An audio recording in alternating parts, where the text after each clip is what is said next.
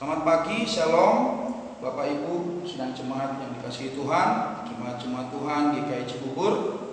Pada pagi hari ini kita akan merenungkan sabda Tuhan. Mari sama-sama sebelumnya kita berdoa. Bapa di surga, Bapa yang baik, Bapa yang luar biasa, terima kasih buat waktu ini. Dengan keadaan ini kami butuh firman-Mu Tuhan pagi hari ini. Hadirlah Engkau melawat kami, memulihkan kami, memulihkan keadaan kami, dan kami percaya Tuhan firman-Mu akan memberkati kami dengan luar biasa. Saat pemberitaan firman Allah terjadi mujizat Tuhan yang dahsyat bagi setiap kehidupan kami. Terima kasih Bapa dalam surga. Kami siap dengarkan sabda-Mu. Engkau kiranya mengurapi, menguduskan hamba-Mu.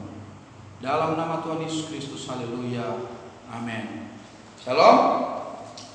Bapak Ibu saudara-saudara yang terkasih dalam Tuhan, mari kita belajar satu bagian dari firman Allah yang terambil dari 1 Tawarik pasal yang keempat ayat yang ke-9 sampai ayatnya yang ke-10. Demikian firman Allah. Yabes lebih dimuliakan daripada saudara-saudaranya. Nama Yabes itu diberi ibunya kepadanya, sebab katanya, aku telah melahirkan dia dengan kesakitan. Yabes berseru kepada Allah Israel, katanya, kiranya engkau memberkati aku berlimpah-limpah dan memperluas daerahku, dan kiranya tanganmu menyertai aku dan melindungi aku daripada malapetaka, sehingga kesakitan tidak menimpa aku. Dan Allah mengabulkan permintaannya itu. Sekali lagi bagian ini saya bacakan. Dan Allah mengabulkan permintaannya itu. Bapak Ibu saudara-saudara yang terkasih dalam Tuhan, mari kita belajar satu bagian firman Allah. Kalau kita bandingkan dengan Yeremia pasal 29 ayat yang ke-11, di sana dikatakan berbanding terbalik dengan apa arti kata Yabes. Penderitaan, derita. Tapi Yeremia 29 ayat 11 bilang apa? Bahwa Allah menjadikan kita dan akan menempatkan kita pada posisi yang terberkati. Tapi bukan berarti kita tidak melewati kesusahan, kita tidak melewati pergumulan, kita tidak melewati masa-masa sulit. Hari-hari ini, bahkan bukan cuma Indonesia, bukan cuma Jakarta, tetapi 184 negara mengalami kasus yang sama, masalah yang sama, yaitu COVID-19, coronavirus disease. Bapak Ibu saudara yang terkasih dalam Tuhan, semua bangsa khawatir, takut, panik. Tapi kita sebagai orang percaya seharusnya kita memahami dengan benar, memahami dengan baik hal-hal apa saja yang harus kita sikapi, dan bagaimana sikap kita juga melihat keadaan ini, menghadapi keadaan ini. Itulah yang akan kita pelajari pada pagi hari ini. Bagian yang pertama yang harus dimiliki oleh setiap orang percaya untuk dapat melewati masa-masa sulit ini, yang pertama adalah miliki sikap meyakini bahwa Allah adalah pencipta segalanya. Dan kalau Allah pencipta segalanya, maka semuanya, keadaan ini pun ada dalam kendalinya Tuhan. Allah menciptakan virus bukan menjadi ciptaan yang terbaik, bukan ciptaan yang istimewa.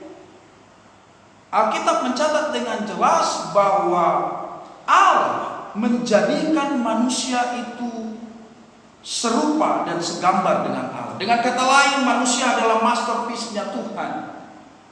Kita adalah ciptaan Tuhan yang istimewa. Bahkan tujuan Tuhan menjadikan kita adalah salah satunya, berkuasalah engkau atas binatang-binatang, tumbuh-tumbuhan dan sebagainya. Termasuk saya percaya Allah memberikan kita otoritas untuk menguasai virus. Mau virus apapun, mau bakteri apapun. Oleh sebab itu saya percaya Bapak Ibu Saudara yang terkasih dalam Tuhan, Tuhan akan memakai para dokter, para medis, semua obat-obatan, fasilitas yang ada untuk kita dapat menguasai virus ini. Dengan kata lain, kendalinya Tuhan Allah lakukan melalui kehidupan kita manusia. Terlebih orang percaya. Kita berdoa buat para dokter dan para medis supaya Tuhan selamatkan mereka, Tuhan lindungi mereka. Dan Tuhan juga memakai negara-negara lain yang dapat membantu, mendukung Indonesia. Bapak Ibu Saudara-saudara yang terkasih dalam Tuhan, hal yang kedua yang harus kita sikapi adalah bahwa kita harus meyakini bahwa Allah menyertai kita, melindungi kita, menjauhkan kita dari malapetaka dan sakit penyakit. Ini yang harus kita yakini. Oleh sebab itu Bapak Ibu Saudara-saudara yang terkasih dalam Tuhan, jangan pernah engkau ragu penyertaan Tuhan. Dalam penyertaan Tuhan ada perlindungannya. Dalam penyertaan Tuhan ada keselamatannya. Dalam penyertaan Tuhan maka Dia juga menjauhkan kita dari malapetaka, terlebih sakit penyakit. Oleh sebab itu yakini Bapak Ibu Saudara-saudara yang terkasih dalam Tuhan bahwa hidup kita ada dalam penyertaan Tuhan.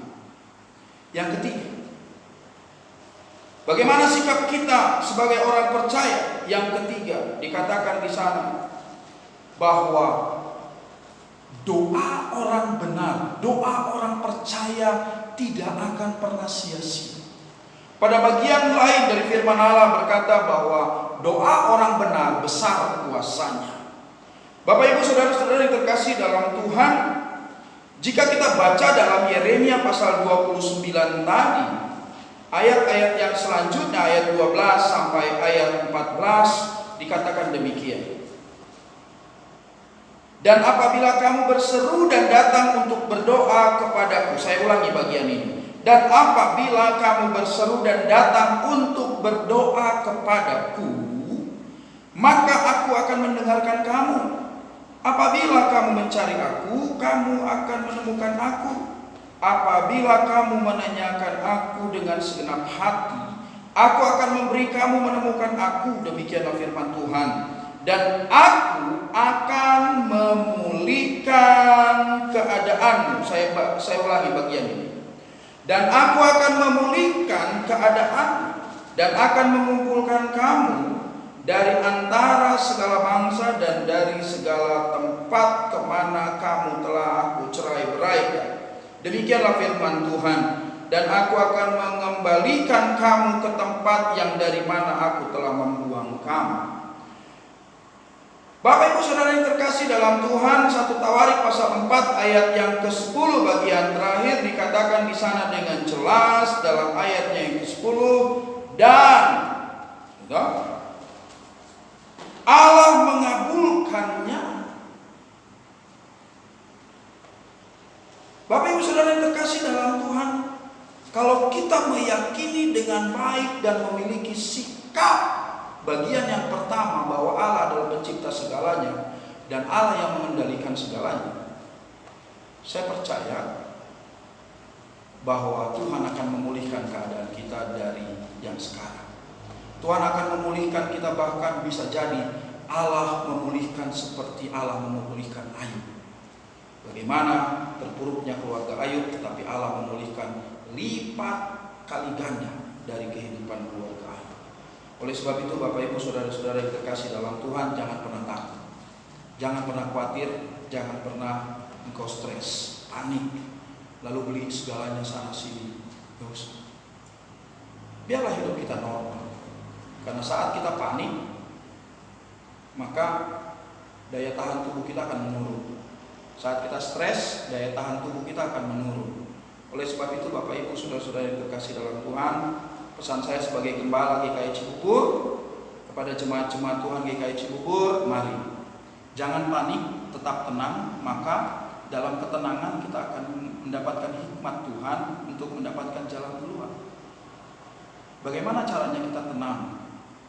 Mazmur 62 jelas bilang bahwa hanya dekat Allah saja aku tenang dan daripadanya lah keselamatanku. Amin. Kita tundukkan kepala dan berdoa. Bapa di surga, terima kasih buat firman-Mu. Terima kasih buat pemulihan.